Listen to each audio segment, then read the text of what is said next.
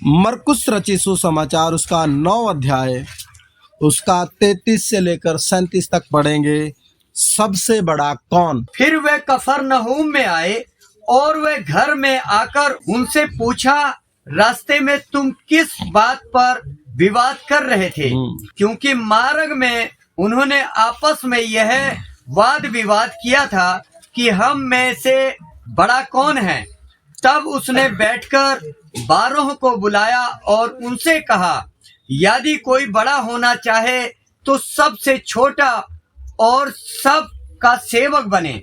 और उसने एक बालक को लेकर उनके बीच में खड़ा किया और उसे गोद में लेकर उनसे कहा, जो कोई मेरे नाम से ऐसे बालकों में से किसी एक को भी ग्रहण करता है वह मुझे ग्रहण करता है, और जो कोई मुझे ग्रहण करता वह मुझे नहीं वरन मेरे भेजने वाले को ग्रहण करता है। प्रभु अपने वचन के पढ़े सुने जाने पर आशीष दें। तो यहाँ हम परमेश्वर के वचन से देखते हैं, मैंने आपको पिछली बार बताया तो कि यीशु मसीह रूपांतरण के पर्वत पर हैं।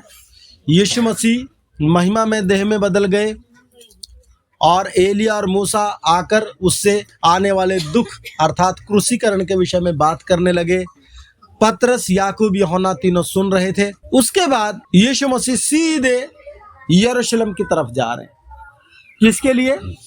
क्रूसीकरण के लिए, क्रूस पर मानव जाति के पापों के लिए अपने आप को देने के। लेकिन यीशु के पीछे चलते हुए यीशु का लक्ष्य है क्रूस पर चढ़ना है जाकर, ताकि पूरी मानव जाति के पापों के लिए क्या दिया जा सके? कीमत दिया जा सके। पिता की यही इच्छा है। यीशु उस इच्छा के अनुसार चलने के लिए आगे बढ़ रहा है, पूरा करने के लिए उस इच्छा को। लेकिन चेलों का विवाद क्या है? प्रभु क्रूस पर मरने के लिए जा रहे हैं, लेकिन चेलों का विवाद क्या है? सबसे बड़ा कौन है?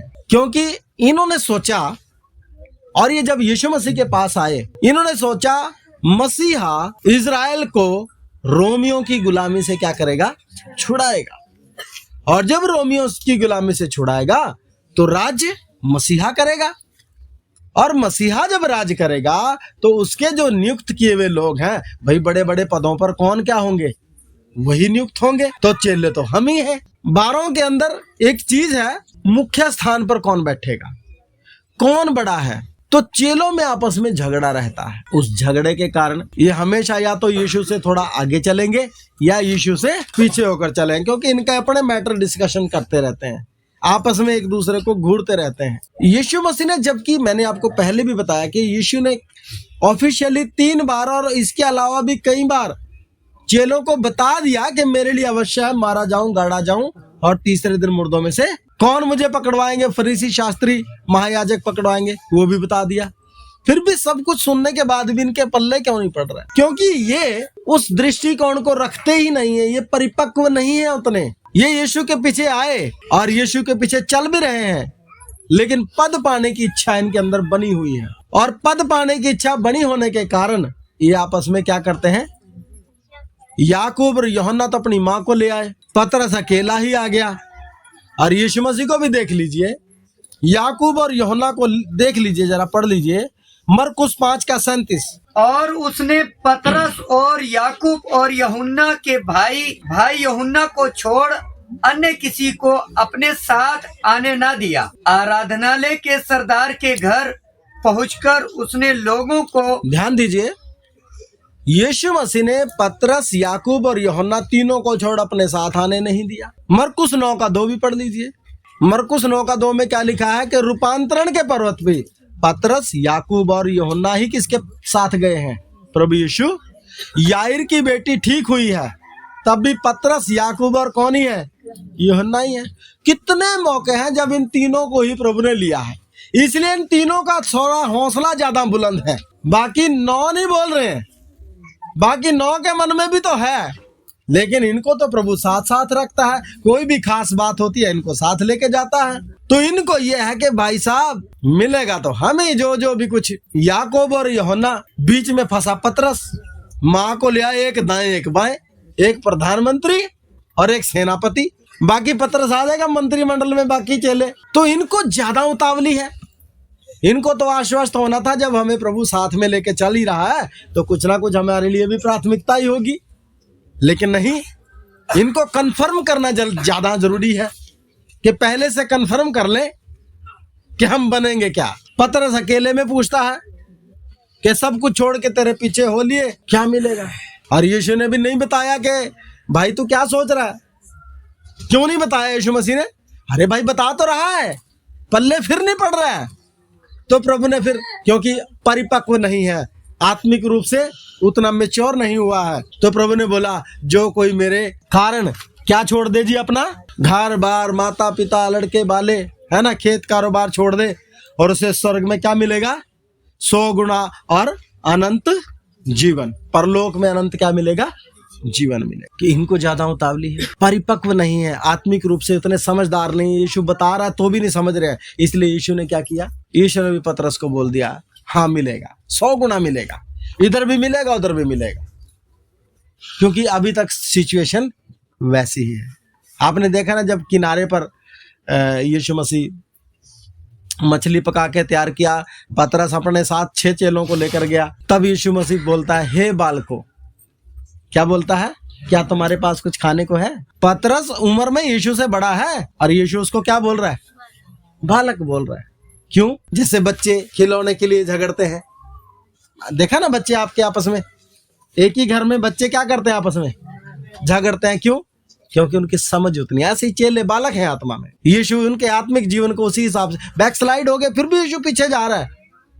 मछली और रोटी उनको पका कर तैयार करके दे रहा है, उसी की चिंता में ना गए हैं।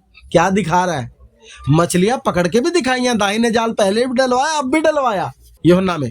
सिर्फ उनको ये बता रहा है कि चिंता मत करो, मैं तुम्हारी जरूरतों को पूरा कर सकता हूं। परमेश्वर हमारी मानवीय भावनाओं को क्या करता है? तो चेलों का झगड़ा खत्म नहीं हो रहा है, एक दूसरे को घूर रहे हैं। क्यों? आत्मिक रूप से परिपक्व नहीं है। सब कुछ बताया तो जा रहे हैं लेकिन समझ नहीं रहे। क्योंकि क्या दिख रहा है? जैसे बच्चे को खिलौना दिखता है, उसको कुछ नहीं दिखता। मेले में आप गए हैं, कहीं बाजार में गए हैं, तो बच्चा किसकी जिद करता है? खिलौने की, आइसक्रीम की, इसकी उसकी। वो ये थोड़ी पूछता पापा पैसे हैं या नहीं है। पूछता है बच्चा कभी आपके पास पैसे हो या ना हो, मुझे तो चाहिए।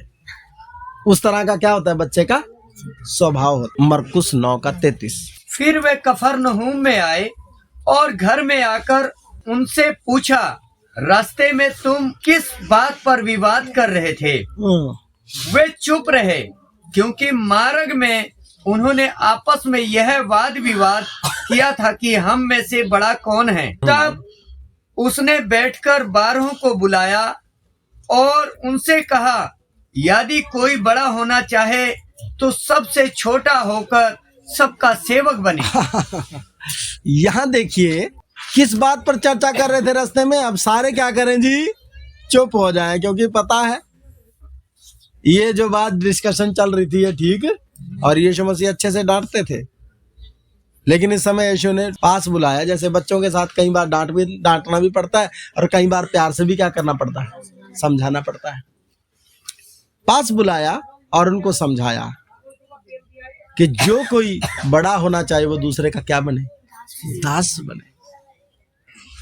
उसके लिए एक और आयत पढ़े, फिलिपियों 2:3। विरोध या झूठी बढ़ाई के लिए कुछ ना करो, पर दीनता से एक दूसरे को अपने से अच्छा समझो। हाँ जी, दास बनना है दूसरों का, और दूसरों को अपने से क्या समझना है? अच्छा समझना है। दूसरों को अपने से क्या समझना है? ये बड़ा मुश्किल है। हमें तो अपना आपा ही क्या लगता है और दूसरों में सब में क्या दिखती है? कमियां। लेकिन चेलों की दौड़ क्या है? चेलों को पद चाहिए। देखिए वचन के अनुसार सेवा करके, वचन के अनुसार पढ़े जरा 1 तीमुथियुस 3:13। क्योंकि जो सेवा का काम अच्छी तरह से कर सकते हैं वे अपने लिए अच्छा पद और उस विश्वास में जो मसीह यीशु पर है बड़ा साहस प्राप्त करते हैं। मतलब जो सेवा का काम अच्छे तरीके से करते हैं, मन लगा के करते हैं, वे अपने लिए अच्छा पद और उस विश्वास को जो मसीह यीशु पर है बड़ा साहस प्राप्त करते हैं। बात समझ आ गई? एक इंसान पास्टर बनने के लिए, प्रेरित बनने के लिए, एल्डर बनने के लिए कभी काम ना करे, वचन क्या कह रहा है? जो सेवा का काम अच्छी रीति, मतलब वो सिर्फ सेवा करे। वचन बताना ईमानदारी से बताएं, जीवन जीना ईमानदारी से जिए प्रभु को देखकर। हाँ, सेवा में आए, सेवा करनी है, ट्रेनिंग में भी गए, लेकिन क्या बनेंगे करके नहीं, बस सेवा करनी। अपने आप को परमेश्वर के बलवंत हाथ के नीचे दीनता से बनाए रख, समय आने पर तुझे क्या करेगा? वो बढ़ाएगा। तो हम सेवा करें भाई। पास्टर बनूंगा तब मैं उस विश्वासी के लिए प्रार्थना करूंगा? नहीं, मैं कुछ बनूं ना बनूं, पवित्र आत्मा तो मेरे अंदर है। मैं अगर कोई विश्वासी कमजोर है, उसके लिए क्या करूं? प्रार्थना करूं। कोई प्रार्थना में नहीं आ रहा, उसको समझाने जाऊं। किसी के जीवन में कोई दिक्कत है, मेरे अंदर चिंता है, उस चिंता से मैं सेवा करता हूं। क्या सेवा करता हूं? उनके लिए प्रार्थनाएं करता हूं, किसी की मदद कर सकता हूं। किसी को हॉस्पिटल में लेके चले गए, कोई विश्वासी बीमार है। बात समझ आ रही है जी? तो जिस तरह का भी हम सेवा करते हैं प्रभु की कलीसिया के लिए, अपने रिश्तेदार परिवार के लिए तो सब करते ही हैं, लेकिन दूसरों के लिए जब करते हैं, कलीसिया के लिए जब आत्मिक सेवकाई हो, चाहे वो कोई किसी की सुविधा या किसी के आराम या किसी के शारीरिक स्वास्थ्य से लेकर या किसी को भी किसी तरीके से हम आराम पहुंचा सकें, निस्वार्थ रूप से जब हम काम करते हैं, प्रभु को देखते हुए जब हम काम करते हैं, तो वो व्यक्ति जो अकेले में अपने मन से जाता है दूसरों को चिंता करते हुए, प्रभु उसको क्या करता है? औरों की चिंताएं भी सौंप देता है। तो चिंता करता है ना। दाऊद को देखें, अपने बाप की भेड़ों को ईमानदारी से संभालता था, परमेश्वर ने पूरा इजराइल उसको क्या कर दिया? सौंप दिया। क्यों? थोड़े में वफादार है तो ज्यादा भी क्या होगा? दे दिया जाएगा। हम 10 रुपए में वफादार ना हो, परमेश्वर हमें 100 रुपए देगा कभी? ऐसे हमें सबसे पहले किसको देखकर चलना है? परमेश्वर को देखकर चलना है। परमेश्वर की सेवा करनी है, शुद्ध विवेक से करनी है, तो परमेश्वर अगर हमारे लिए उसने सेवा रखी है तो हमें सेवा सौंप भी देगा। लेकिन अगर हमारे लिए सेवा नहीं रखी है तो हम भी हर एक व्यक्ति याजक और क्या है? सेवक है। हम याजकों का क्या है? समाज है। तो हम अपने काम को करते रहें, क्योंकि हम मनुष्यों के लिए नहीं, परमेश्वर के लिए सेवा करते हैं। और उसका परिणाम भी कौन देता है? प्रतिफल भी कौन देता है? परमेश्वर ही देता है। तो सबसे बड़ा कौन? जो पद के पीछे दौड़ता है, वो जब पद पालेगा तो दूसरे को तुच्छ जानेगा। लेकिन जो परमेश्वर के पीछे चलता है, जो परमेश्वर के पद चिन्हों को देखता है, जो यीशु मसीह को फॉलो करता है, वो पद को नहीं देखता है, वो परमेश्वर को देखता है और वो सेवा करता है, निस्वार्थ होकर सेवा करता है, क्योंकि उसकी नजर परमेश्वर पर है। परमेश्वर को देखकर अगर सेवा करेंगे तो हम सच्ची क्या कर पाएंगे? सेवा, एक सच्चे सेवक होंगे और हमें परमेश्वर हमारी सेवा के अनुसार पद देगा। और जब हम सेवा करके पद पाएंगे, हमेशा सेवा करने का क्या रहेगा? मन रहेगा, क्योंकि इसको करने से हमें मिला है तो हम सेवा करेंगे।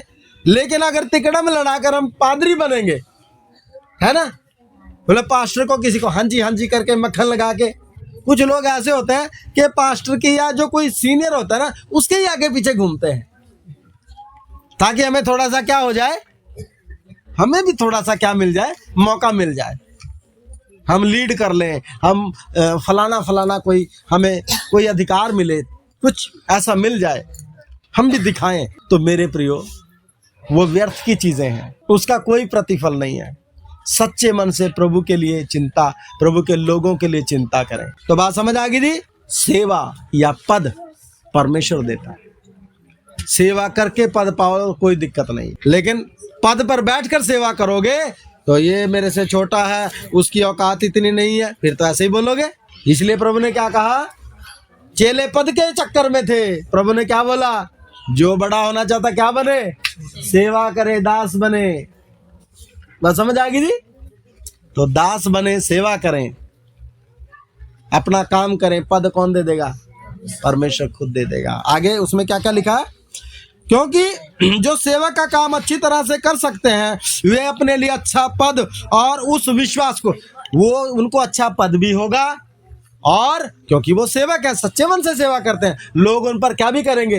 भरोसा करेंगे, विश्वास भी करेंगे, और जब उनको परमेश्वर ने पद दिया है, परमेश्वर में लोग उन पर विश्वास करते हैं, तब उनको साहस भी होगा। जुगाड़ लगा के खुद ही कुछ ना कुछ अरेंज किया है, फिर साहस आएगा कहीं से? फिर तो सारी उम्र क्या ही लगाते रहेंगे, जुगाड़ ही लगाते रहेंगे। ठीक है ना? तो चेलों की दुविधा थी, प्रभु ने सब कुछ बताया, फिर भी समझ नहीं आया। आइए प्रार्थना।